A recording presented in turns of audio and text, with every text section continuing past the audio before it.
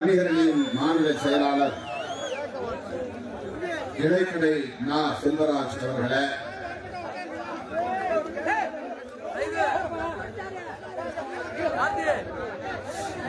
அனைவரையும் வரவேற்று சிறப்பித்திருக்கிற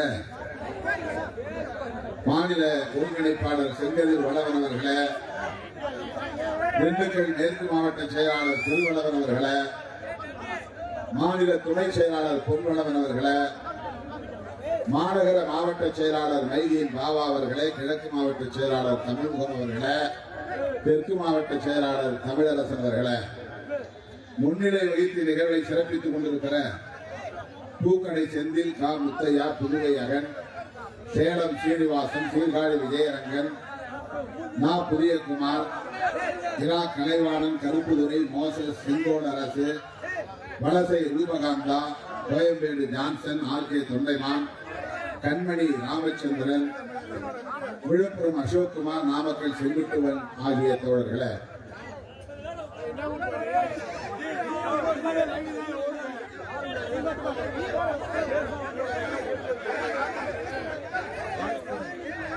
இந்நிகழ்வில் பங்கேற்று சிறப்பு சேர்ந்திருக்கிற தமிழக அரசின் உணவு மற்றும் உணவுப் பொருள் வழங்கல் நுகர்வோர் பாதுகாப்புத்துறை அமைச்சர் மாண்புமிகு அண்ணன் அர சக்கரபாணி அவர்களே, திராவிட முன்னேற்ற கழகத்தின் துணை பொதுச் செயலாளர் தமிழ்நாடு ஊரக வளர்ச்சித்துறை அமைச்சர் மாண்புமிகு அண்ணன் ஐ பெரியசாமி அவர்களின் சார்பில் இங்கே வருகை தந்து நம்மிடையே சிறப்புரை வழங்கி அமர்ந்திருக்கிற பழனி சட்டமன்ற உறுப்பினர், திண்டுக்கல் கிழக்கு மாவட்ட திராவிட முன்னேற்ற கழகத்தின் செயலாளர் அன்பு சகோதரர் ஐ பி செந்தில்குமார் அவர்களே,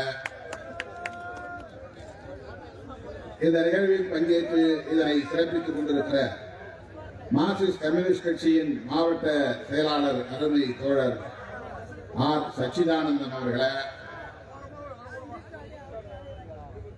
நமது வேட்பாளரும் கூட ஜூன் 4ஆம் தேதி நாடாளுமன்ற உறுப்பினராக பதவியேற்க இருக்கிற ஆர் சச்சிதானந்தன் அவர்களே, இந்திய கம்யூனிஸ்ட் கட்சியின் மாவட்ட செயலாளர் தோழர் ஏ பி மணிகண்டன் அவர்களே, மறுமலர்ச்சி திராவிட முன்னேற்ற கழகத்தின் மாவட்ட செயலாளர் வா செல்வராகவன் அவர்களே, மனிதநேய மக்கள் கட்சியின் மாவட்ட செயலாளர் பத்ருதீன் அவர்களே, மற்றும் இந்த நிகழ்வில் பங்கேற்று இதனை சிறப்பித்துக் கொண்டிருக்கிற கோயம்பேடு அனைத்து வியாபாரிகள் கூட்டமைப்பின் தலைவர் ஜி டி ராஜசேகர் அவர்களே, ஆண்டவர் மீது ஒட்டஞ்சத்திரம் உரிமையாளர் அயன் மை பஷீர் அகமது அவர்களே, ஒட்டஞ்சத்திரம் திராவிட முன்னேற்ற கழகத்தின் நகர கழக செயலாளரும் நகர்மன்ற துணைத் தலைவருமான வெள்ளைச்சாமி அவர்களே,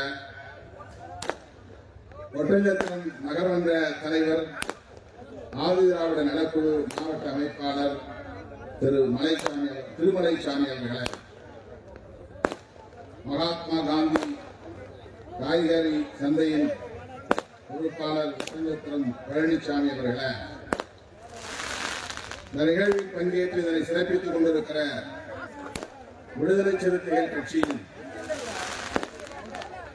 மாவட்ட செயலாளர்கள் முத்துப்பாண்டியன், சிந்தனை வளவன், கால்குப்பு, சுடமொழி, வழக்குரைஞர் ரவிக்குமார், ரஃபீக், ரா மதன், ஓவியர் மின்னல், சதீஷ்குமார், ஏவிஆர் மூர்த்தி, பழ சண்முகம், வழக்குரைஞர் புகழேந்தி, இளங்கோ, சக்திவேல், எஸ் எம் சாதிக், கமலநாதன், விசா தங்கவேல், ஈஸ்வரன், குமணன், கோவை குரு, வழக்குரைஞர் அசோக், ஸ்டீபன் சுந்தர் ஆகிய தோழர்களே, மற்றும் இந்த நிகழ்வில் பங்கேற்று இதனை சிறப்பித்துக் கொண்டிருக்கிற வணிகர்களின் மாநில துணை செயலாளர்களே, மாவட்ட அமைப்பாளர்களே, கட்சியின் மாவட்ட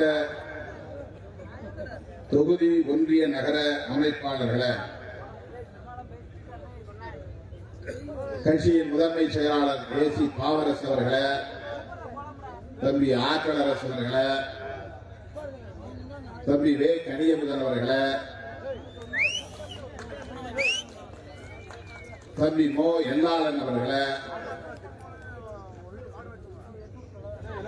துணை பொதுச் செயலாளர் வில்லவன் கோதை அவர்களை, கூகா பாவலன் அவர்களை மற்றும்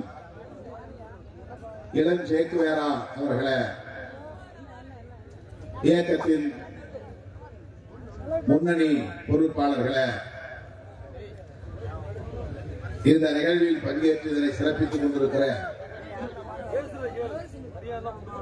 முன்னாள் இந்நாள் மாவட்ட பொறுப்பாளர்களை, ஒன்றிய நகர பேரூர் நிர்வாகிகளை, வணிகரணியை சார்ந்த அனைத்து பொறுப்பாளர்களை, திரளாக கூடியிருக்கிற என் உயிரின் உயிரான விடுதலை சிறுத்தைகள் உங்கள் அனைவருக்கும் என்னுடைய பணிவார்ந்த வணக்கத்தை தெரிவித்துக் கொள்கிறேன். வழக்கமாக இந்த மாநாடு சென்னையில் நடைபெறும். திருச்சி, அரியலூர் ஆகிய இடங்களில் கடந்த காலங்களில் நடந்திருக்கிறது. இந்த முறை தோழர்கள் ஒட்டஞ்சத்திரத்தில் தான் நடத்துவோம் என்று பிடிவாதமாக என்னிடத்தில் ஒப்புதலை பெற்றார்கள். ஒட்டஞ்சத்திரத்தில் பல்வேறு கோரிக்கைகள் உள்ளன. அந்த கோரிக்கைகளை எல்லாம் ஒரு மாநாட்டை கூட்டி தீர்மானம் நிறைவேற்ற வேண்டும் என்ற அடிப்படையில் இந்த பெருமுயற்சியை தோழர்கள் முன்னெடுத்திருக்கிறார்கள். இந்த மாநாடு வெற்றிகரமாக அமைவதற்கு, சிறப்பாக நடந்தேறுவதற்கு திராவிட முன்னேற்ற கழகம் உள்ளிட்ட நமது தோழமை கட்சிகளின் தலைவர்கள், மாவட்ட அளவிலான தலைவர்கள், அமைச்சர் பெருமக்கள், சட்டமன்ற உறுப்பினர்கள் முழுமையான ஒத்துழைப்பை நல்கியதற்கு முதலில் என்னுடைய நெஞ்சார்ந்த நன்றியை உரித்தாக்குகிறேன். இது தேர்தல் நேரம். ஜூன் 4ஆம் தேதி தேர்தல் முடிவுகள் வெளிவர இருக்கின்றன. இந்திய அளவில் அரசியல் மாற்றம் நிகழ இருக்கிறது. தமிழகத்திலிருந்து தமிழக முதல்வர் மாண்புமிகு அண்ணன் தளபதி அவர்களின் தலைமையில் முன்னெடுக்கப்பட்ட ஒரு மகத்தான முயற்சி இந்திய அளவிலே இந்தியா என்கிற பெயரில் ஒரு கூட்டணி அமைந்ததை நாம் அறிவோம். அந்த கூட்டணியில் 28 கட்சிகள் இடம்பெற்றுள்ளன. அந்த 28 கட்சிகளும் திராவிட முன்னேற்ற கழகத்தின் தலைமையில் இடம்பெற்றுள்ள கூட்டணி கட்சிகள் அனைத்தும் இடம்பெற்றுள்ளன. அந்த வகையில விடுதலை சிறுத்தைகள் கட்சியும் இந்தியா கூட்டணியில் ஒரு அங்கம் என்பதில் நமக்கெல்லாம் பெருமை. இந்தியா கூட்டணி ஆட்சி அமைக்கும் என்கிற எதிர்பார்ப்போடு நாம் எல்லாம் காத்திருக்கிறோம். நாம் மட்டுமல்ல, நாட்டு மக்கள் அனைவரும் காத்திருக்கிறார்கள். 10 ஆண்டு கால பாஜக அரசு அனைத்து தரப்பு மக்களுக்கும் எதிரான ஒரு அரசாக இயங்கி இருக்கிறது என்பதை இன்றைக்கு பிஜேபிக்கு வாக்களித்த பொதுமக்கள் உணர தொடங்கி இருக்கிறார்கள். ஆகவே இந்த தேர்தலில் தீர்ப்பை திருத்தி எழுத போகிறார்கள் என்பதுதான் உண்மை. அது நிகழப் போகிறது. தமிழ்நாட்டை பொறுத்தவரையில் 40 இடங்களிலும் திராவிட முன்னேற்ற கழகத்தின் தலைமையிலான கூட்டணி தான் வெற்றி பெறும். அதிலே யாருக்கும் எந்த மாற்று கருத்தும் இல்லை, எந்த ஐயமும் இல்லை. அந்த வகையிலே திண்டுக்கல் வேட்பாளராக போட்டியிட்டு இருக்கிற நமது அருமை தோழர் மார்க்சிஸ்ட் கம்யூனிஸ்ட் கட்சியின் வேட்பாளர் சச்சிதானந்தம் அவர்களை மக்கள் தேர்ந்தெடுக்க இருக்கிறார்கள் என்பதை நாம் மகிழ்ச்சியோடு இந்த இடத்தில் பதிவு செய்ய கடமைப்பட்டிருக்கிறோம். விடுதலை சிறுத்தைகள் கட்சி போட்டியிட்டு இருக்கிற 2 இடங்களிலும், சிதம்பரம் மற்றும் விழுப்புரம் ஆகிய 2 இடங்களிலும் பானை சின்னத்திலே தோழமை கட்சிகளின் பேராதரவோடு நாம் வெற்றி பெற இருக்கிறோம். இந்தியா முழுவதும் மாற்றம் நிகழப் போகிறது என்கிற நிலையில் விடுதலை சிறுத்தைகள் கட்சி அடுத்த பாய்ச்சலை எதிர்கொள்ள இருக்கிறது. நாம் திருச்சிராப்பள்ளியில் நடத்திய வெல்லும் ஜனநாயக மாநாட்டில் அந்த மாநாட்டின் அறிவிப்பிலேயே நாம் போட்டிருந்த பதிவு செய்திருந்த முழக்கம் சிறுத்தைகளின் அடுத்த பாய்ச்சல். சிறுத்தைகளின் அடுத்த பாய்ச்சல் என்ன என்பதை ஜூன் 4ஆம் தேதி தேர்தல் முடிவு வருகிற போது நாடு அறியும். வேறொன்றும் இல்லை, 2 தொகுதிகளில் விடுதலை சிறுத்தைகள் கட்சி நாடாளுமன்ற தொகுதிகளில் வெற்றி பெறுவதன் மூலம் திராவிட முன்னேற்ற கழகத்தை போல விடுதலை சிறுத்தைகள் கட்சியும் தேர்தல் ஆணையத்தின் அங்கீகாரத்தை பெறும். அது ஒரு பாய்ச்சல் தான். தோழர்களே, தேர்தல் ஆணையத்தின் அங்கீகாரத்தை பெறுவது என்பது ஒரு பெரும் போராட்டம். அவ்வளவு எளிதாக அந்த நிலையை அடைந்துவிட முடியாது. தனிப்பட்ட முறையிலே ஒரு கட்சியாக நின்று தேர்தல் களத்தில் வெற்றி பெற்று ஆட்சியை பிடிக்கிற வலிமை தமிழ்நாட்டில் திமுக, அதிமுக என்கிற 2 கட்சிகளுக்கு மட்டும்தான். இதை நாம் அனைவரும் ஒப்புக்கொள்ள வேண்டும், ஒப்புக்கொள்ள வேண்டிய உண்மையும் கூட. பல கட்சிகள் திமுகவோடு அல்லது அதிமுகவோடு இணைந்திருக்கிற போதுதான் தேர்தல் ஆணையத்தின் அங்கீகாரத்தை பெற முடியும் என்கிற நிலை இன்றைக்கும் தொடர்கிறது. அந்த அளவுக்கு திராவிட முன்னேற்ற கழகமும் அதற்கு எதிராக இருக்கிற அனைத்து இந்திய அண்ணா திராவிட முன்னேற்ற கழகமும் பெரிய அளவிலான வாக்கு வங்கியை பெற்ற கட்சி என்பதை நாம் அறிவோம். தோழர்களே, அந்த 2 கட்சிகளும் இங்கே 50 ஆண்டுகளுக்கு மேலாக வலிமையோடு இருந்ததால் தான் பாரதிய ஜனதா போன்ற பிற்போக்கு சக்திகள் இங்கே காலூன்ற முடியவில்லை என்பதையும் நாம் நினைவில் கொள்ள வேண்டும். வட இந்திய மாநிலங்களிலே பாரதிய ஜனதா கட்சி மிக இயல்பாக மக்களை ஏற்க முடிகிறது, ஏமாற்ற முடிகிறது, அவர்களால் அங்கே காலூன்ற முடிகிறது, மாநில அரசுகளையும் அவர்களால் உருவாக்க முடிகிறது. ஆனால் 1984 இருந்து பாரதிய ஜனதா கட்சி படிப்படியாக வளர்ச்சியடைந்து வந்தாலும் கூட 2001 தான் முதலாக திராவிட முன்னேற்ற கழகத்தோடு அவர்கள் தமிழ்நாட்டிலே கூட்டணி அமைக்க முடிந்தது. அதிலிருந்து கணக்கு வைத்துக் கொண்டால் கூட 4 நூற்றாண்டு காலமாக பாரதிய ஜனதா கட்சி தமிழ்நாட்டில் காலூன்றுவதற்கு பகிரந்த முயற்சிகளை எல்லாம் மேற்கொண்டு கொண்டிருக்கிறது.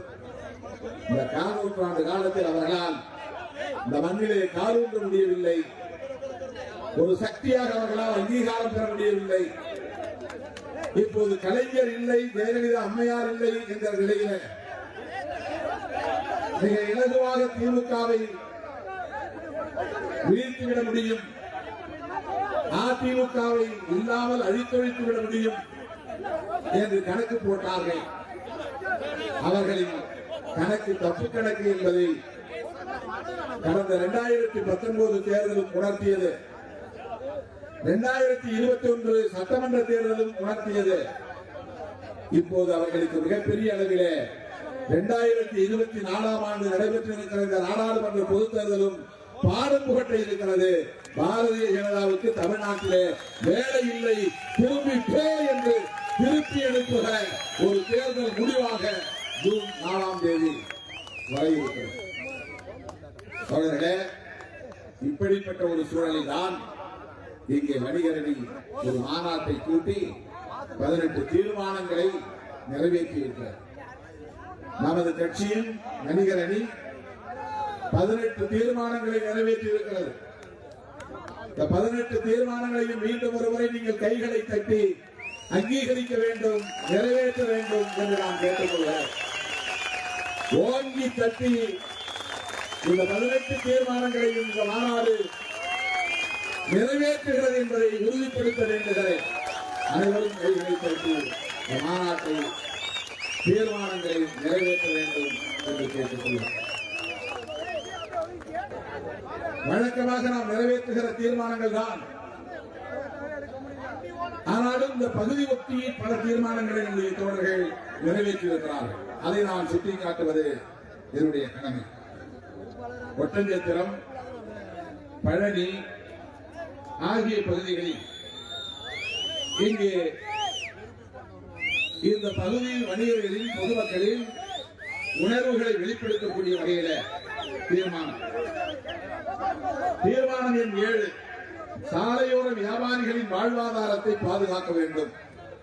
ஒரு நீதிமன்ற ஆணை என்ற பெயரில் பழனி அதிகாரத்திலே அமர்ந்து சிறு சிறு வியாபாரங்களை செய்து கொண்டிருந்த சிறு வணிகர்களை எல்லாம் அந்த தீர்ப்பை ஒட்டி அவர்களை அப்புறப்படுத்தி இருக்கிறார்கள். அதனால் அவர்கள் கடுமையான பாதிப்புக்கு உள்ளாகி இருக்கிறார்கள். அந்த வணிகர்களின் நலன்கள் பாதுகாக்கப்பட வேண்டும் என்பதற்காக நீதிமன்ற உத்தரவின் பேரில் துணைசார் அதிகாரிகள் எடுக்கும் நடவடிக்கைகளால் சாலையோர வியாபாரிகளின் வாழ்வாதாரமே பாதிக்கப்பட்டு கேள்விக்குறியாகியுள்ளது. மேலும் சாலையோர வியாபாரிகளுக்கு இந்து அறநிலையத்துறைக்கு சொந்தமான சுற்றுவட்ட பாதையில் வணிக வளாகம் கட்டி கொடுத்து சிறு வியாபாரிகளை பாதுகாக்க வேண்டும் என இம்மாநாடு கேட்டுக் கொள்கிறது. ஒட்டஞ்சத்திரத்திலே மாநாடு நடத்துவதற்கான காரணம் இதுதான். பழனி மலை தண்டாயுதபாணி திருக்கோவிலில் அடிவாரத்திலே தலைமுறையாக ஆண்டு கணக்கு பல ஆண்டுகளாக வியாபாரம் செய்து வந்த சிறு வியாபாரிகள் இன்றைக்கு பாதிக்கப்பட்டிருக்கிறார்கள். பக்தர்களின் நலன்களை கருத்தில் கொண்டு நீதிமன்றம் அந்த தீர்ப்பை வழங்கியது என்பது ஒரு புறம் சரி என்றாலும் கூட அதே பக்தர்களுக்கு பயன்படக்கூடிய வகையில் சிறு வணிகங்களை செய்து வந்த சிறு வணிகர்களின் நலன்களும் முக்கியமானது.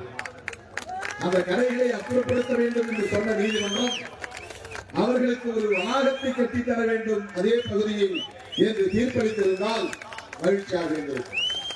அந்த பொறுப்புணர்வு அவர்களுக்கு இல்லை என்பதை சுட்டிக்காட்டுகிற ஒரு தீர்மானமாக அவர்களுக்கு இல்லாவிட்டாலும் விடுதலை சிறுத்தைகளுக்கு உண்டு, விடுதலை சிறுத்தைகளின் வணிகர் அணைக்கு உண்டு என்பதை உணர்த்தக்கூடிய வகையில் இந்த தீர்மானம் அமைந்திருப்பதை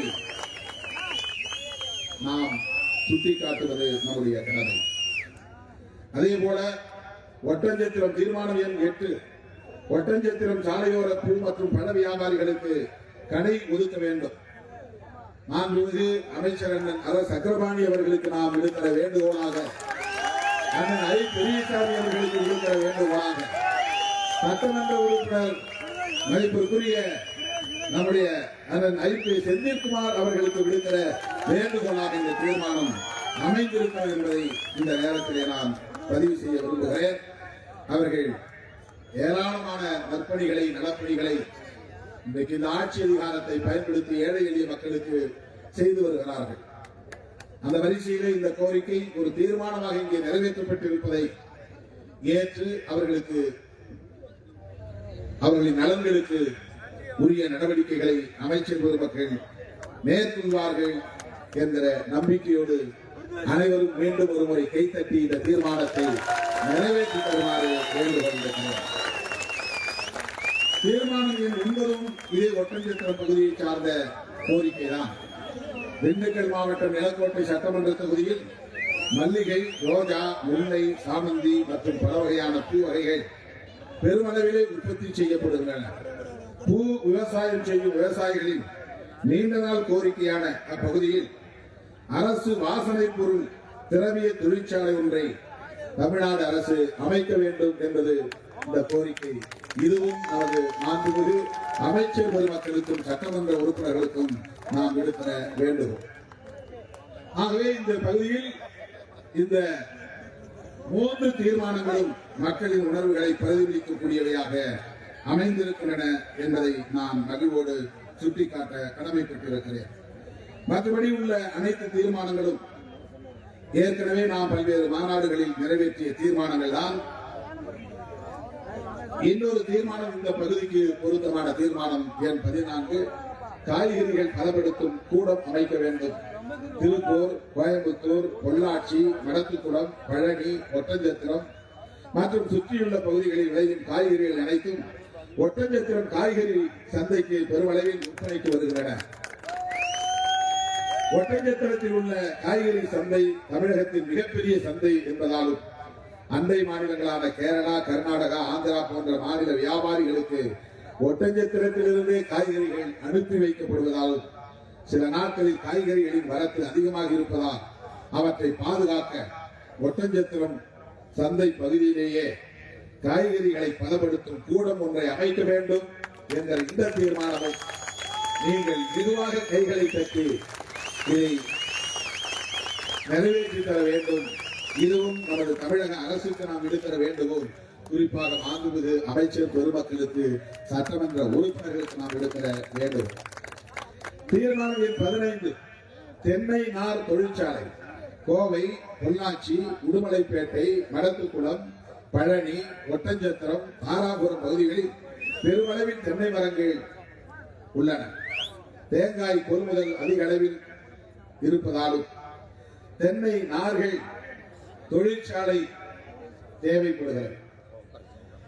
பொள்ளாச்சியில் தென்னை நார் தொழிற்சாலையை அமைக்க வேண்டும் என்ற இந்த கோரிக்கை மிக மிக முக்கியத்துவம் வாய்ந்த கோரிக்கை. இதையும் தமிழக அரசின் பார்வைக்கு அமைச்சர் பெருமக்கள் கொண்டு செல்ல வேண்டும் என்று நான் வேண்டுகோள் விடுக்கிறேன். அடுத்து ஈரோடு சிப்காட் தொழிற்சாலையில் ஆதி திராவிட மக்களுக்கு தொழிற்கூடங்களை ஏற்படுத்த வேண்டும். ஈரோடு மற்றும் 17வது தீர்மானம் ஈரோடு மற்றும் திருப்பூர் மாவட்டங்களில் சாயப்பட்டறை கழிவுநீர் சுத்திகரிப்பு நிலையத்தை அமைத்திட வேண்டும். 18வது தீர்மானம் கோயம்புத்தூர் மாவட்டம் பெரு சிறு தொழில் நிறைந்த மாவட்டமாகும்.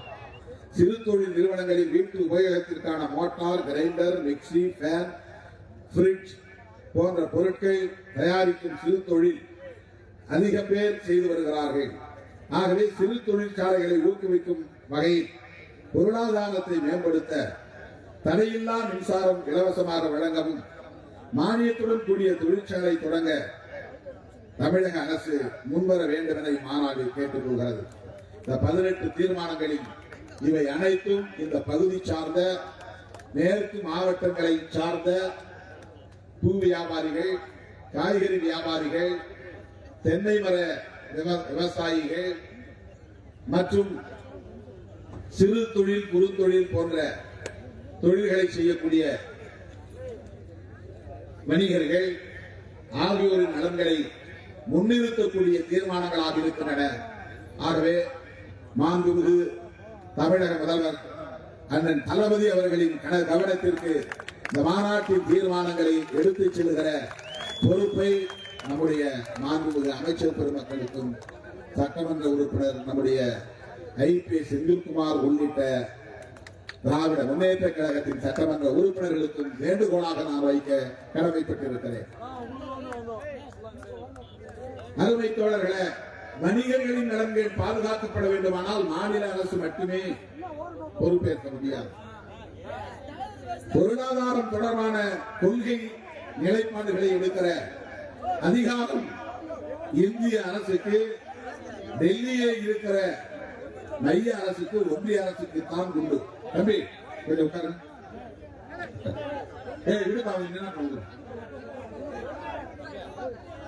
தோழர்களே, இந்திய ஒன்றிய அரசு இன்னும் ஒரு மாதத்தில் பாஜக அரசு வீழ்த்தப்படும், தூக்கி எறியப்படும். அதில் நான் நம்பிக்கையோடு இருக்கிறேன், உறுதியோடு இருக்கிறேன். பாரதிய ஜனதா கட்சியின் சார்பில் வேட்பாளர், பிரதமர் வேட்பாளர் யார் என்று சொல்லி இருக்கிறார்கள். அதுதான் நமக்கு மிகப்பெரிய பலமே. பிரதமர் வேட்பாளர் யார்? நரேந்திர மோடி. நரேந்திர மோடியே இந்தியா கூட்டணியின் வெற்றிக்கு காரணமாக அமைய போகிறார். இந்தியா கூட்டணியின் வேட்பாளர் யார் என்று கேட்கிறார்கள். இந்தியா கூட்டணியின் வேட்பாளரை 28 கட்சிகளும் ஜூன் 4ஆம் தேதிக்கு பிறகு முடிவு செய்வார்கள். தனிநபரை முன்னிறுத்துவதல்ல, இவர்தான் எங்கள் பிரதமர் என்று அடையாளம் காட்டுவதல்ல அரசியல். நாங்கள் ஆட்சிக்கு வந்தால் இதைத்தான் செய்வோம் என்று சொல்லுகிறோமே, அந்த கொள்கை நிலைப்பாடுதான் இந்தியா கூட்டணியின் அரசியல். இந்தியா கூட்டணியின் பிரதமர் வேட்பாளர் யார் என்று கேட்டால் காங்கிரஸ் கட்சியின் தேர்தல் அறிக்கை தான் பிரதமர் வேட்பாளர். இந்தியா கூட்டணியின் பிரதமர் வேட்பாளர் யார் என்று கேட்டால் திராவிட முன்னேற்ற கழகத்தின் தேர்தல் அறிக்கை தான் பிரதமர் வேட்பாளர். இந்தியா கூட்டணியின் வேட்பாளர் பிரதமர் வேட்பாளர் யார் என்று கேட்டால் விடுதலை சிறுத்தைகள் கட்சியின் தேர்தல் அறிக்கை தான் பிரதமர் வேட்பாளர். இந்தியா கூட்டணியின் பிரதமர் வேட்பாளர் யார் என்று கேட்டால் இடதுசாரி கட்சிகளின் தேர்தல் அறிக்கை தான் பிரதமர் வேட்பாளர். தோழர்களே, நம்முடைய கட்சி நம்முடைய கூட்டணி ஒரு கொள்கை அறிக்கையை பிரகடனப்படுத்துகிறது. வெறும் நலத்திட்டங்களை அறிவிக்கிற அறிவிப்புகள் அல்ல. இந்தியா கூட்டணி ஆட்சிக்கு வந்தால் பொருளாதார கொள்கையில் மாற்றம் இருக்கும். பாரதிய ஜனதா கட்சி 10 ஆண்டுகள் இந்த நாட்டை ஆண்டிருக்கிறது. அனைத்து தரப்பாரும் கடுமையாக பாதிக்கப்பட்டிருக்கிறார்கள். ஜிஎஸ்டி ஒன்றிய அரசுக்கு தர வேண்டும். நம்முடைய முதல் தீர்மானமே ஜிஎஸ்டி வரி விதிப்பு முறையை திரும்ப பெற வேண்டும் என்பதுதான். தேர்தல் அறிக்கையில் காங்கிரஸ் கட்சி இதை நாங்கள் மறுபரிசீலனைக்கு உட்படுத்துவோம், மீளாய்வுக்கு உட்படுத்துவோம், மாநில அரசுகளின் கருத்தை கேட்டறிந்த பின்னர் ஜிஎஸ்டி வரி விதிப்பு 2.0 என்ற அடிப்படையில் நாங்கள் புதிய நடைமுறையை கொண்டு வருவோம். ஆக விடுதலை சிறுத்தைகளின் கருத்தும் காங்கிரஸ் கட்சியின் கருத்தும் திமுகவின் கருத்தும் இடதுசாரிகளின் கருத்தும் ஒரே கருத்து, ஒரே நேர்கோட்டில் இருக்கிற கருத்து. பாரதிய ஜனதா அரசை தூக்கி எறிந்தால் மட்டும்தான் இது போன்ற வரி மூலம் மக்களை சுரண்டுகிற நிலை மாற்றப்படும். இந்த வரி விதிப்பால் சிறு குறு தொழில்கள் கடுமையாக நலிவடைந்திருக்கின்றன. சிறு வணிகர்கள் நலிவடைந்திருக்கிறார்கள். பல பேர் இந்த தொழிலை விட்டு வணிகத்தை விட்டு வெளியேறும் நிலை ஏற்பட்டிருக்கிறது. நரேந்திர மோடி பிரதமரானதால் நரேந்திர மோடி அரசால் என்ன நடந்திருக்கிறது? அதானி, அம்பானி இந்த பெயர்கள் இப்போது இந்தியா முழுவதும் உலகம் முழுவதும் எல்லோருக்கும் தெரிந்த பெயர்கள்.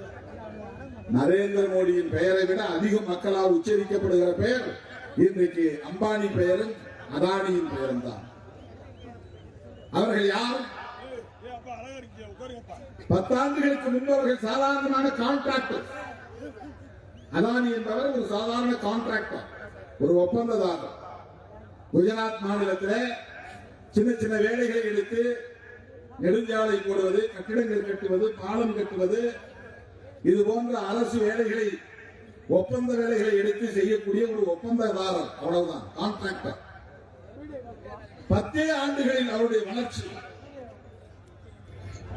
யாராலும் மதிப்பீடு செய்ய முடியாத அளவுக்கு உலக பணக்காரர்கள் யார் யார் என்று வரிசைப்படுத்தினால் 1, 2, 3, 4 என்று எழுதுகிற இடத்திலே அதானியின் பெயர் இடம்பெற்றிருக்கிறது. உலகத்தில் யார் யார் பெரிய பெரிய பணக்காரர்கள் என்று வரிசைப்படுத்துகிறார்களோ அதிலே 4வது இடத்திலே இருப்பவர் தான் அதானி. யார் அந்த அதானி? நரேந்திர மோடி நண்பர், நரேந்திர மோடியின் மாநிலத்தை சார்ந்தவர், நரேந்திர மோடியின் சமூகத்தை சார்ந்தவர், குஜராத்தி. அது மட்டும் இல்லாமல் நரேந்திர மோடி என்ன சமூகத்தை சார்ந்தவரோ அந்த சமூகத்தை சார்ந்தவர். சாதியை அடையாளப்படுத்துவதற்காக சொல்லவில்லை. அவர்கள் எப்படி பிணைப்பு, இணைப்பு என்பது, அவர்களுக்கு இடையிலான இணைப்பும் பிணைப்பு எப்படி இருக்கிறது என்பதற்கு இதுவெல்லாம் காரணம். அதானியை இன்றைக்கு தன்னுடைய பினாமியாக வைத்து நரேந்திர மோடி லட்சக்கணக்கான கோடிகளுக்கு அதிபதியாக மாறியிருக்கிறார். அது அதானியின் சொத்து அல்ல, நரேந்திர மோடியின் சொத்து. அதானி 4வது பணக்காரர் உலகத்தில் என்று சொல்லுவதை விட உலக பணக்காரர்கள் வரிசையில் 4வது இடத்திலே இருப்பவர் அதானி என்கிற நரேந்திர மோடி என்று புரிந்து கொள்ள வேண்டும். இதுதான் யதார்த்தமான உண்மை. ஆகவே பொருளாதாரம் தொடர்பாக பாஜக அரசு கொண்டிருக்கிற கருத்து, கொள்கை, அவர்களின் நிலைப்பாடு கார்ப்பரேட் நிறுவனங்கள் வளர்வதற்குத்தான் பயன்படுகிறது தவிர உன்னை போல் என்னை போல் பழனிமலை அடிவாரத்திலே 100 ரூபாய் 200 ரூபாய்க்கு வியாபாரம் செய்து கொண்டிருக்கிற நமக்கு பாதுகாப்பு இல்லை. இன்றைக்கு காய்கறி வியாபாரம் செய்வது, கீரை வியாபாரம் செய்வது, அரிசி பருப்பு வியாபாரம் செய்வது, கடுகு மிளகு போன்ற வியாபாரம் செய்வது போன்ற சிறு சிறு தொழிலில் கூட, பெட்டி கடை போன்ற தொழிலில் கூட இன்றைக்கு பெரிய பெரிய ரிலையன்ஸ், அம்பானி போன்ற கார்ப்பரேட் முதலாளிகள் முதலீடு செய்கிறார்கள். அந்நிய நாடுகள் முதலீடு செய்கிறார்கள். இதுதான் பாஜக அரசின் தவறான பொருளாதார கொள்கை. உன்னையும் என்னையும் மேம்படுத்துவதற்கல்ல, வல்லரசாக்க போகிறோம் என்கிற பெயரால் கார்ப்பரேட் நிறுவனங்களை வளர்த்து விடுகிற வேலைதான். எல்லா அரசு நிறுவனங்களையும் தனியாருக்கு ஒப்படைக்கிறார்கள். விமான நிலையமா தனியாருக்கு, ரயில் நிலையமா தனியாருக்கு, துறைமுகமா தனியாருக்கு, இன்சூரன்ஸ் நிறுவனமா தனியாருக்கு, நிலக்கரி நிறுவனமா தனியாருக்கு, மின் உற்பத்தி நிலையமா தனியாருக்கு, எல்லாவற்றையும் தனியாருக்கு தாரை வார்க்கிற ஒரு அரசாகத்தான் மோடி அரசு இருக்கிறது. இந்திரா காந்தி அம்மையார் இருந்த காலத்தில் தனியார் நிறுவனங்களை எல்லாம் அரசு வயப்படுத்தினார். ஜவஹர்லால் நேரு அவர்களின் காலத்திலும் அவருடைய மகள் இந்திரா காந்தி அவர்கள் காலத்திலும் ஏராளமான பொதுத்துறைகள் உருவாகின. அரசாங்கத்தினுடைய நிதி முதலீடு செய்யப்பட்டு பொதுத்துறைகள் உருவாகின. பொதுத்துறைகளில் இடஒதுக்கீடு உண்டு, பொதுத்துறைகளில் வேலைவாய்ப்பு உண்டு. NLC நிறுவனம் என்பது பொதுத்துறை. நெய்வேலியில் இருக்கிறது நிலக்கரி, பழுப்பு நிலக்கரி நிறுவனம், அது ஒரு பொதுத்துறை. அது ஜவஹர்லால் நேரு அவர்களால் காமராஜர் காலத்திலே நிறுவப்பட்டது. இதை போன்ற ஏதேனும் ஒரு பொதுத்துறை நிறுவனத்தை நரேந்திர மோடி இந்த 10 ஆண்டு காலத்தில் நிறுவியிருக்கிறாரா என்றால், ஜவஹர்லால் நேரு அவர்களின் காலத்திலும் இந்திரா காந்தி அம்மையார் காலத்திலும் அதற்கு பிறகு காங்கிரஸ் ஆண்ட காலத்திலும் கொண்டு வரப்பட்ட பொதுத்துறை நிறுவனங்களை எல்லாம் தனியாருக்கு தாரை வார்க்கிற அரசாகத்தான், கார்ப்பரேட் நிறுவனங்களுக்கு தாரை வார்க்கிற அரசாகத்தான் பாஜக அரசு, மோடி அரசு இருக்கிறது. இதுதான் இந்த 10 ஆண்டு காலத்தில் அவர்கள் சாதித்திருக்கிற சாதனை. ஒரு புறம் கார்ப்பரேட் மயமாதல், இன்னொரு புறம் சனாதனமயமாதல். சனாதனமயமாதல்னா என்ன? தமிழ்லாம் இருக்கக்கூடாது, 50 வருஷத்துக்கு பின்னால தமிழ் இருக்கக்கூடாது, எல்லா இந்தியா முழுக்க இருக்கிற பூரா ஹிந்தி பேசணும். பிறமொழி மாநில மொழிகள் இருக்கக்கூடாது, பிராந்திய மொழிகள் இருக்கக்கூடாது. பிராந்திய மொழி இருந்தால் மொழி உணர்வு வரும், மொழி உணர்வு இருந்தால் மாநில உணர்வு வரும். மாநில உணர்வு வந்தால் ஒன்றுபட்ட இந்தியா என்கிற நிலை இருக்காது. பிற்காலத்திலே மாநிலங்கள் எல்லாம் தனித்தனி நாடுகளாக உருவாகிற நிலை உருவாகிவிடும் என்று அவர்கள் அச்சப்படுகிறார்கள். அதனால் ஒரே தேசம் ஒரே மொழி, ஒரே நாடு ஒரே மதம், ஒரே நாடு ஒரே கலாச்சாரம், ஒரே நாடு ஒரே மொழி. இதுதான் பாஜக அரசு, மோடி அரசு நிலைப்பாடு இதுதான். 25-30 ஆண்டுகளுக்கு பிறகு, 50 ஆண்டுகளுக்கு பிறகு, 100 ஆண்டுகளுக்கு பிறகு இந்தியா முழுவதும் தமிழர் என்கிற இந்தி பேசுகிறவர் இருக்க வேண்டும், தெலுங்கர் என்கிற இந்தி வாழா இருக்க வேண்டும், மலையாளி என்கிற இந்தி வாழா இருக்க வேண்டும். ஆடு மாடு மேய்ப்பவனில் இருந்து கடைகண்ணிகளில் வேலை செய்யக்கூடியவன், வீட்டு வேலை செய்யக்கூடியவன் வரையில் அனைவரும் இந்தி தெரிந்திருக்க வேண்டும், பேச வேண்டும். அப்பதான் அவருடைய ஆட்சி தொடர்ந்து தக்க வைக்க முடியும்.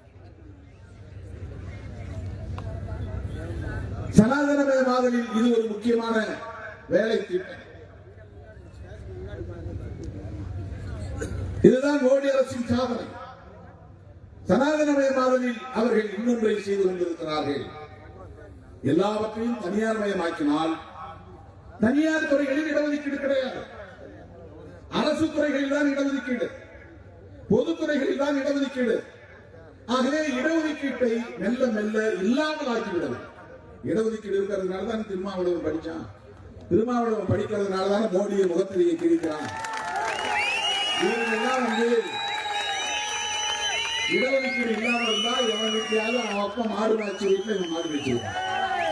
ராமசாமி என்கிற தொல்காப்பியன் எங்கே மாடு மேய்த்தாலும் அந்த இடத்துல திருமாவளவனும் கோவணம் கட்டிக் கொண்டு மாடு மேய்த்திருப்பான். இன்னைக்கு திருமாவளவன் இந்த அளவுக்கு வந்து நம்ம எல்லாம் விமர்சித்து பேசுகிறார் என்றால் அதற்கு காரணம் அவன் படித்த படிப்பு தான், அதற்கு காரணம் இடஒதுக்கீடு தான், அதற்கு காரணம் அரசமைப்பு சட்டம் தான், அதற்கு காரணம் அம்பேத்கர் தான். எனவே அம்பேத்கர் கொள்கை இந்த மண்ணில் இருக்கக்கூடாது. இதுதான் சனாதன சக்திகளின் கணக்கு.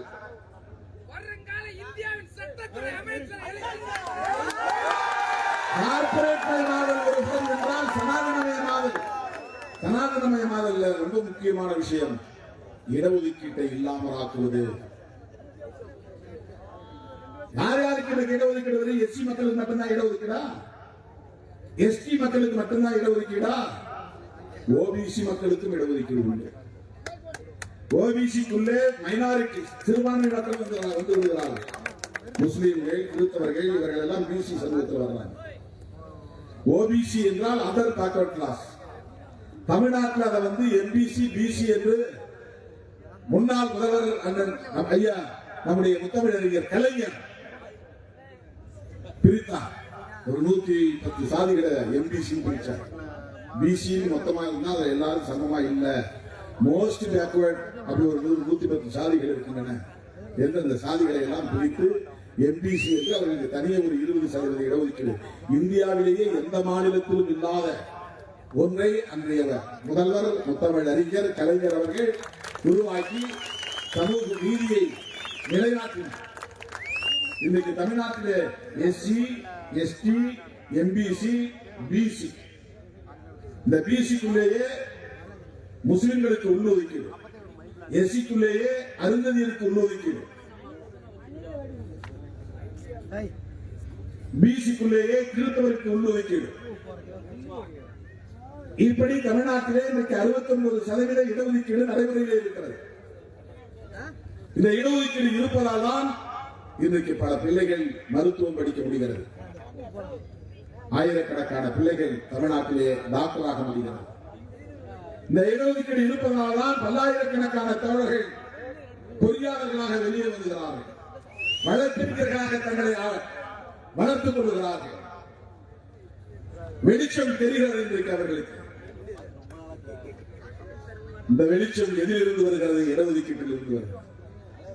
இடஒதுக்கீட்டை எப்படி உறுதிப்படுத்தி இருக்கிறார் புரட்சியாளர் அம்பேத்கர் அவர்கள் என்றால் பொருளாதார அளவுகோல் அல்ல, ஏழைகளுக்கு இடஒதுக்கீடு தர வேண்டும் என்று அப்போதே பேசப்பட்டது. பணக்காரனுக்கு வேண்டாம், ஏழைக்கு. இந்திய சமூகம் வெறும் பொருளாதார முரண்களால் மட்டும் ஆனதல்ல, சமூக முரண்களால் ஆனவை.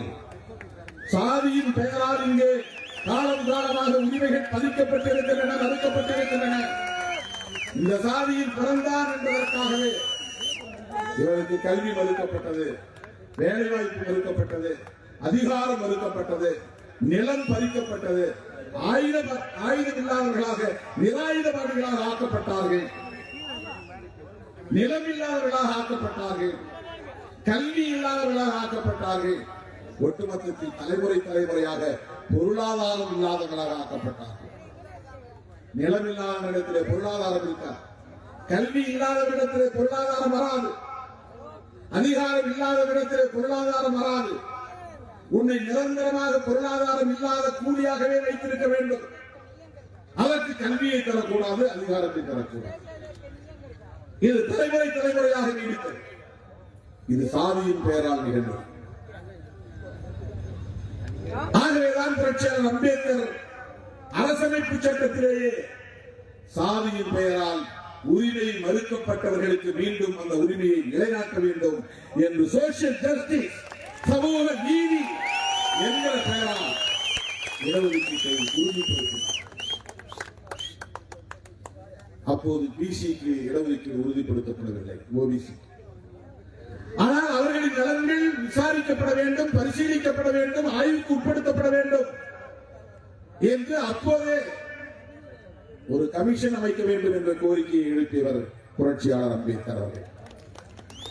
அவர் அமைச்சர் பதவியை ராஜினாமா செய்துவிட்டு வெளியே வந்தபோது அவர் சொன்ன பல காரணங்களும் 3 முக்கிய காரணம். ஒன்று, நான் இந்து சட்ட மசோதாவை கொண்டு வந்தேன், அறிமுகப்படுத்த சொன்னேன், அறிமுகப்படுத்தவில்லை. பண்டிட் ஜவஹர்லால் நேரு அவர்கள் மீது அவர் சொன்ன குற்றச்சாட்டு, காங்கிரஸ் அரசு மீது அவர் சொன்ன குற்றச்சாட்டு. கோட் ஆஃப் இந்து பில், ஆண்களும் பெண்களும் இந்து மதத்தில் சமம். ஆண்களுக்கு சொத்துரிமை உண்டு என்றால் பெண்ணாக பிறந்திருக்கிற இந்துக்களுக்கு அது பார்ப்பன பெண்ணாக இருந்தாலும் சக்கிலியர் பெண்ணாக இருந்தாலும் மேலிருந்து கீழ் வரையில் பெண்கள் சமம், ஆண்களுக்கு நிகரானவர்கள். ஒரு குடும்பத்தில் ஆணும் பெண்ணும் பிறந்தால் ஆணுக்கு சொத்திலே பங்கு உரிமை உண்டு என்றால் பெண்களுக்கும் சொத்திலே உரிமை உண்டு என்பதை நிலைநாட்டக்கூடிய ஒரு சட்ட மசோதா தான் தி கோட் ஆஃப் இந்து பில். அதை இன்ட்ரோடியூஸ் பண்ணவே முடியும், சட்ட மசோதாவை அறிமுகப்படுத்த முடியவில்லை. ஜவஹர்லால் நேரு எதிர்க்கவில்லை, அவரோடு நெருக்கமாக இருந்தவர்கள் அதை நிறைவேற்றி விடாமல் தடுத்தார், அறிமுகப்படுத்த விடாமலேயே தடுத்தார்கள். இது நடந்த வரலாறு. அதனால் நான் ராஜினாமா செய்கிறேன். இது ஒரு காரணம். இரண்டாவது காரணம், ஓபிசி மக்களுக்கான பிரச்சனைகளை ஆய்வதற்கும் அவர்களின் நலன்கள் குறித்து சில முடிவுகளை எடுப்பதற்கும் ஒரு கமிஷன் அமைக்கப்பட வேண்டும் என்று நீண்ட காலமாக நான் வலியுறுத்தி வருகிறேன். அது நிகழவில்லை. ஓபிசி சமூகத்தினருக்கு எஸ்சி எஸ்டிக்கு இடஒதுக்கீடு உறுதிப்படுத்தப்பட்டு விட்டது. ஓபிசி சமூகத்தினருக்கான இடஒதுக்கீடு பற்றிய நிலைப்பாட்டை எடுப்பதற்கு அவர்களின் வாழ் நிலை என்ன என்பதை இந்தியா முழுவதும் ஆய்வு செய்ய வேண்டும். இந்த கோரிக்கை நிறைவேற்றப்படவில்லை. அதனால் ராஜினாமா செய்கிறேன். மூன்றாவதாக அவர் சொன்ன காரணம், நான் ஒரு பொருளாதார நிபுணர், பொருளாதார அறிஞர், பொருளாதாரத்தில் பல பட்டங்களை நான் பெற்றவர். நான் எழுதிய ஆய்வு கட்டுரைகள் இன்றைக்கு பல பொருளியல் அறிஞர்களால் வேத நூலாக ஏற்கப்படக்கூடிய அளவுக்கு புகழ் பெற்றவை. அப்படி பொருளாதாரத்திலே நிபுணத்துவம் பெற்ற என்னை திட்டக்குழுவிலே சேர்ப்பதற்கு இந்த அரசு தயாராக இல்லை. பிளானிங் கமிஷன் யார் யாரையோ உறுப்பினராக போடுகிறார்கள், ஆனால் என்னை அதில் உறுப்பினராக சேர்ப்பவர்கள் தயங்குகிறார்கள். இந்த காரணங்களால் நான் ராஜினாமா செய்கிறேன் என்று தன் அமைச்சர் பதவியை ராஜினாமா செய்தவர் புரட்சியாளர் அம்பேத்கர் அவர்கள். இதை எதற்காக இந்த இடத்தில் நான் சொல்லுகிறேன் என்று சொன்னால், இது முக்கியமானது. ஓபிசி மக்களுக்கு அம்பேத்கர் எதிரி அல்ல. அதை இன்னும் யாராலும் புரிந்து கொள்ள முடியவில்லை. ஓபிசி தலைவர்கள் யாரும் இதை சொல்லுவதில்லை.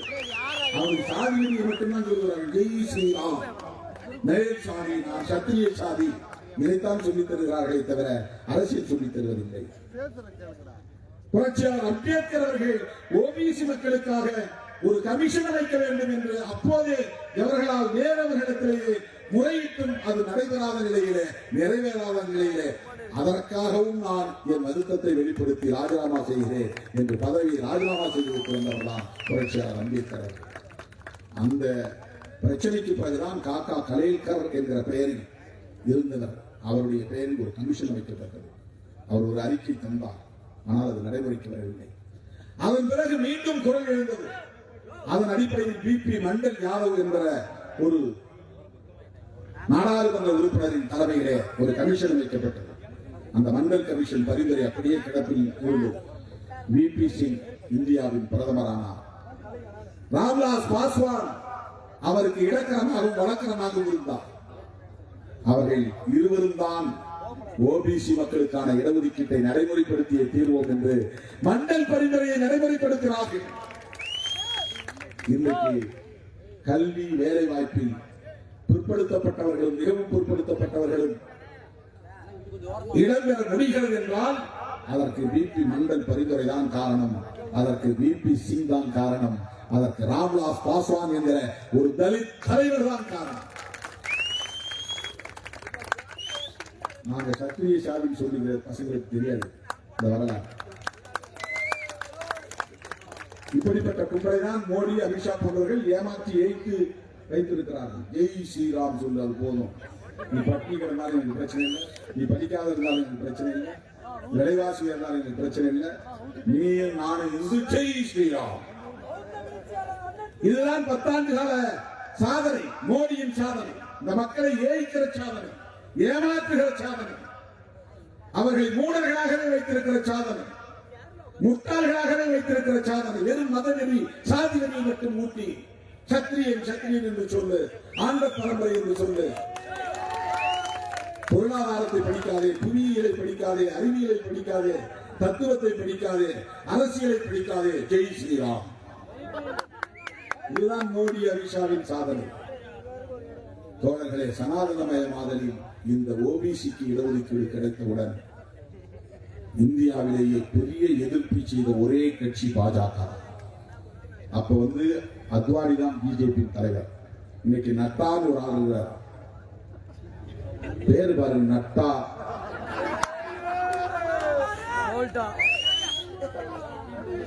அவர் தான் பிஜேபி தலைவர்.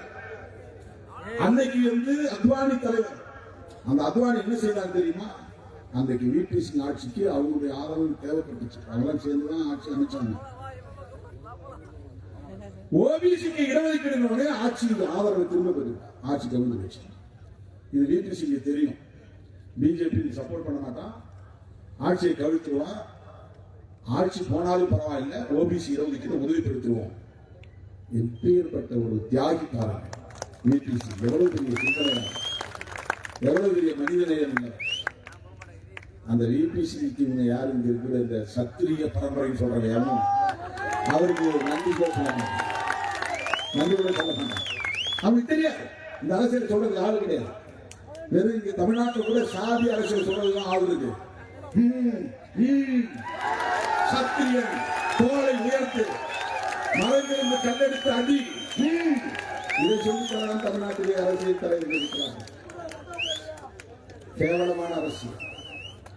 விபி சிங் எப்படி இந்த ஓபிசி மக்களுக்கு, எம்பிசி மக்களுக்கு இந்த இடஒதுக்கீட்டை கொண்டு வந்தார்? மண்டல் யார், மண்டல் பரிந்துரைகள் என்ன சொல்லுகின்றன? எப்படி இந்த இடஒதுக்கீடு வந்தது ஓபிசி மக்களுக்கு? அதில் அம்பேத்கருடைய பங்களிப்பு என்ன? பிபி மண்டல் கமிஷன் எப்படி நியமிக்கப்பட்டது? ராமதாஸ் பாஸ்வானுடைய பங்களிப்பு என்ன? இதெல்லாம் சொல்லித்தர இங்க ஆள் கிடையாது. அவன் எப்படா இங்க கொடியாத்தான் போய் பிடிக்க திருமாவளவன் கூட இங்க பறக்கலாமா? சொல்லித்தரத்தான் ஆள் இருக்கிறார்கள். தோழர்களே, இந்த இடஒதுக்கீடு வந்தவுடனேயே அத்வானி தன்னுடைய ஆட்சிக்கு தந்த ஆதரவை திரும்ப பெற்றதோடு மட்டுமில்லாமல் ரத யாத்திரை என்கிற பெயரால் ஒரு வன்முறை வெறியாட்டத்தை கட்டவிழ்த்து விட்டது. இந்திய அரசியல் வரலாற்றிலேயே பிராமணர்கள் வீதிகளிலே இறங்கி போராடியது கிடையாது. முதல் முறையாக பிராமணர்கள் வீதியிலே இறங்கி போராடியது ஓபிசி மக்களுக்கு இடஒதுக்கீடு கொடுக்க கூடாது என்றுதான். ஒரு உண்மை இந்த இடத்துல நீங்க புரிஞ்சுக்கணும். எஸ்சி எஸ்டிக்கு இடஒதுக்கீடு கொடுக்க கூடாதுன்னு பிராமணர்கள் போராடல. எஸ்சி எஸ்டிக்கு இடஒதுக்கீடு கொடுக்க கூடாதுன்னு பிஜேபி போராடல. எஸ்சி எஸ்டிக்கு இடஒதுக்கீடு கொடுக்க கூடாதுன்னு RSS போராடல. இந்த RSS, இந்த பிஜேபி ஓபிசிக்கு இடஒதுக்கீடு கொடுக்க கூடாது என்றுதான் எதிர்த்தார். வன்முறை வெறியாட்டத்தை நடத்தினார். அந்த ரத யாத்திரை தான் ரத்த யாத்திரையாக போய் முடிந்தது. பல்கலைக்கழகங்களிலே படித்த பிராமண சமூகத்தை சார்ந்த உயர் சாதி மாணவர்கள் வீதியிலே வெளியே வந்து பேருந்துகளுக்கு தீ வைத்தார்கள். ஏதாவது சின்ன சின்ன கோரிக்கை கூட நாம போராடி தான் வரணும். போலீஸ்ல பர்மிஷன் வாங்குறதுக்கு ஒரு போராட்டம் நம்ம நடத்தணும். பேரணி நடத்தாம, போராட்டம் நடத்தாம நம்முடைய உரிமைகளை நிறைவேற்ற முடியாது. ஆனா இந்தியாவில் போராடாமல், ஆர்ப்பாட்டம் செய்யாமல், உண்ணாவிரதம் இருக்காமல், பேரணி நடத்தாமல், மாநாடு போடாமல் எல்லா உரிமைகளையும் அனுபவிக்க ஒரு சமூகம் இருக்கிறது. அதுதான் பிராமண சமூகம். பிராமணர்கள் எங்கேயும் வெளியே வந்து பேரணி நடத்துறது கிடையாது, ஆர்ப்பாட்டம் நடத்துறது கிடையாது. ஆனா அவங்க வைக்கிற கோரிக்கை ஒன்னொன்னு டான் நடக்கும்.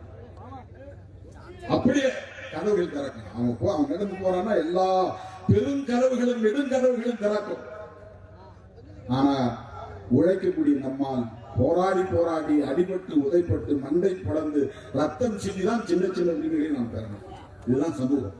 ஆனால் முதல் முறையாக மண்டல் பரிந்துரை நடைமுறைக்கு வந்த போது வெளியே வந்து போராடியது உயர் சாதி, முன்னேறிய சாதி, பிராமண சமூகத்தை சார்ந்த மாணவர்கள், இளைஞர்கள். யாரை எதிர்த்து? மருத்துவர் ராமதாஸ் அவர்களே, ஓபிசி தலைவர்களே, ஓபிசி மக்களுக்கு இடஒதுக்கீடு கொடுக்க கூடாது என்று எதிர்ப்பு தெரிவித்து மிகப்பெரிய அளவிலே வன்முறை வெறியாட்டத்தை நடத்திய கட்சி எது? சங்கம் எது? விடுதலை சிறுத்தைகள் கட்சியா? பாஸ்வான் கட்சியா? மாயாவதி கட்சியா? கத்தி பத்மாராவ் கட்சியா? பிரகாஷ் அம்பேத்கர் கட்சியா? இந்தியா முழுவதும் தலித் தலைவர்கள் ஓபிசி இடஒதுக்கீட்டை ஆதரித்தார்கள். அப்ப நான் மதுரையில் இருந்து தேர்தல் அரசியல் வேண்டாம் என்று இருந்த காலம். அப்போதே மண்டல் பரிந்துரையை வரவேற்று பேரணி நடத்திய கட்சி விடுதலை சிறுத்தைகள். அந்த இடஒதுக்கீடு ஓபிசி மக்களுக்கு கொடுப்பதை பொறுத்துக் கொள்ள முடியாத அந்த கும்பல் தான் இந்த இடஒதுக்கீட்டை முற்றாக தூக்கி எறிந்துவிட வேண்டும், அழித்தொழித்துவிட வேண்டும் என்று துடித்துக் கொண்டிருக்கிறார். இது ஏன் மற்றவர்களுக்கு தெரியும்? இதையெல்லாம் உணர்ந்த காரணத்தினால் தான் தோழர்களே,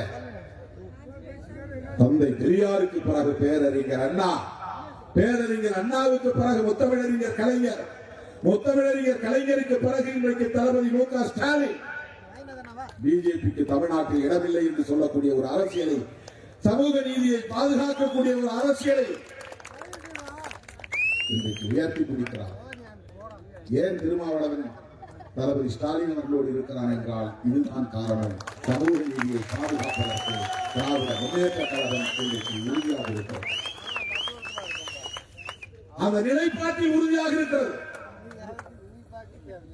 கலைஞர் 8 அடி பாய்ந்தால் தளபதி ஸ்டாலின் 16 அடி பாய்கிறார். அதனால்தான் நம்ம ஊரு காரைக்குடி ராஜா யார்? எச்சி ராஜா. ஸ்டாலின் மோர் டேஞ்சரஸ் தென் கலைஞர். கலைஞரை விட ஸ்டாலின் ரொம்ப ஆபத்தான ஆள். கலைஞரை விட 16 அடி பாயக்கூடிய பாயும் புலிதான் தளபதி ஸ்டாலின். சமூக நீதியை பாதுகாப்பார். பாயும் சிறுத்தைதான் தமிழக முதல்வர் தளபதி ஸ்டாலின் அவர்கள்.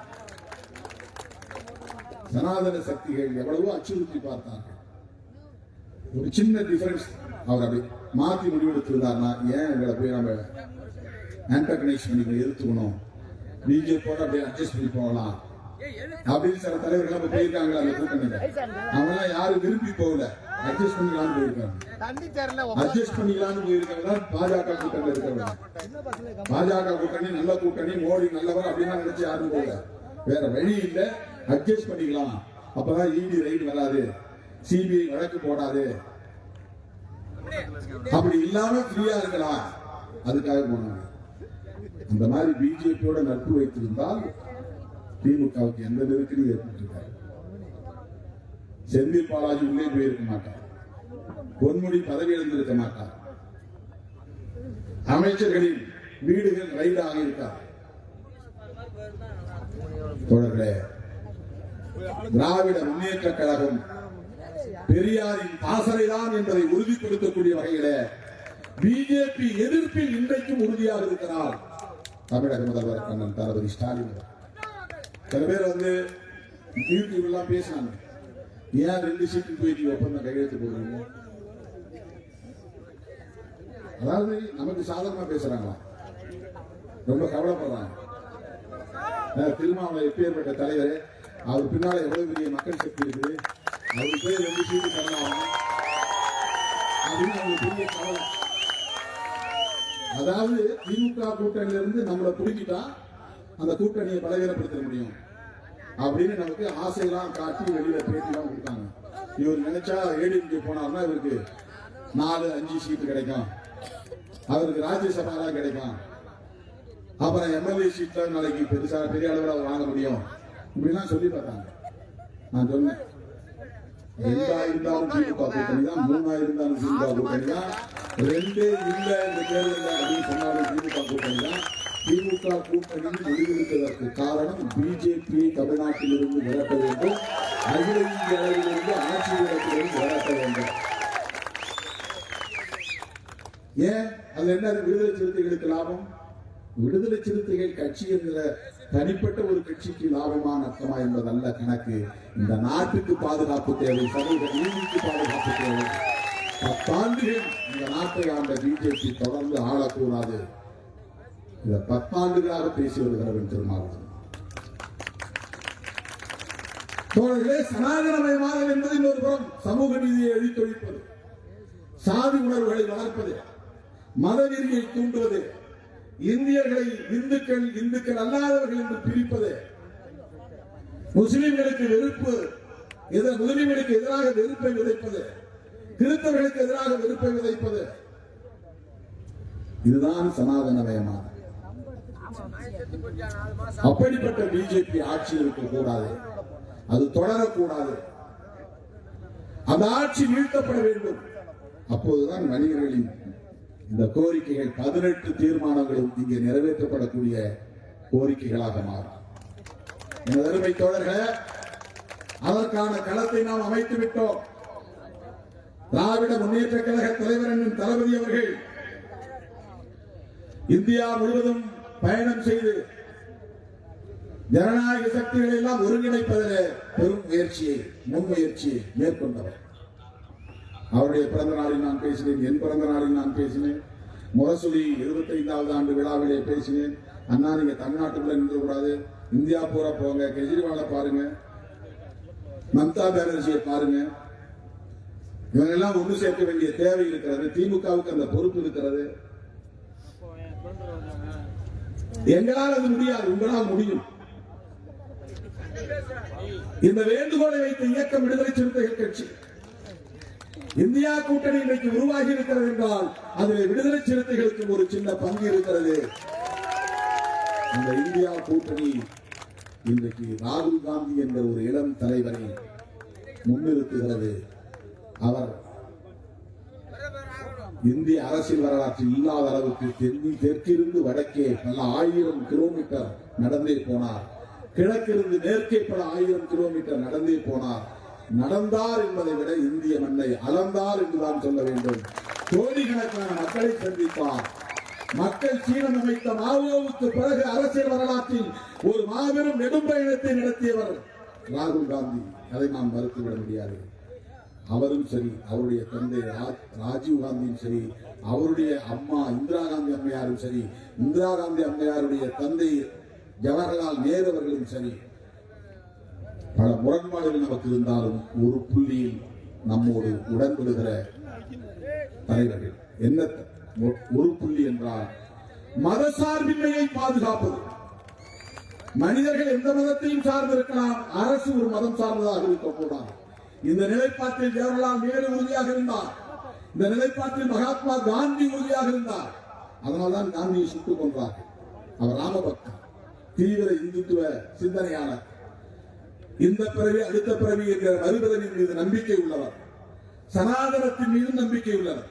ஆனாலும் மத சார்பின்மையில் அவர் உறுதியாக இருந்தார். அதனால சுட்டுக் கொண்டார்கள்.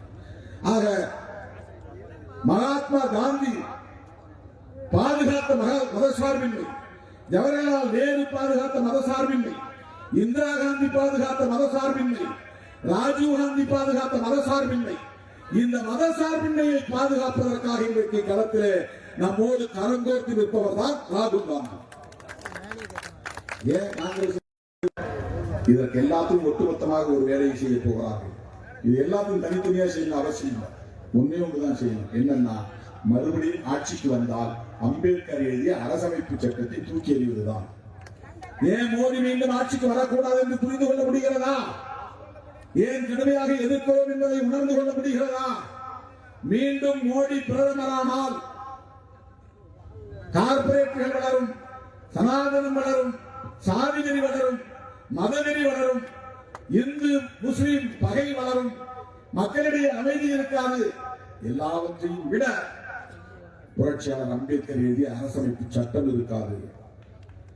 இந்திய அரசமைப்பு சட்டத்தை பாதுகாத்தாக வேண்டும். அதற்கு நாம் தொடர்ந்து களமாட வேண்டிய தேவை இருக்கிறது. எலெக்ஷன் வரும், போவோம், 2 பேர் ஜெயிப்போம், 3 பேர் ஜெயிப்போம், தோப்போம், அது வேறு விஷயம். நான் 6 முறை போட்டிட்டேன், 3 முறை தோத்துருக்கிறேன். ஏற்கனவே 5 முறையில் 6வது முறை. ஒருபோதும் தோற்று போனேன்னு நான் கவலைப்பட்டதே கிடையாது. தேர்தல் முடிவுகள் நமக்கு பிரச்சனை அல்ல. ஆட்சி மாற்றத்தின் மூலம் இந்த சமூகத்தில் மிகப்பெரிய மாற்றத்தை கொண்டு வர வேண்டிய தேவை இருக்கிறது. ஆகவே இந்த 18 தீர்மானங்கள் நிறைவேற வேண்டுமானால் மோடி ஆட்சி வீழ்த்தப்பட வேண்டும். இந்தியா கூட்டணியின் ஆட்சி இங்கே மலர வேண்டும். அருமை தோழர்களே, மே 5 வணிகர் நாள் என்று நாம் கொண்டாடினாலும் மாமேதை காரல் மார்க்ஸ் பிறந்த நாள்.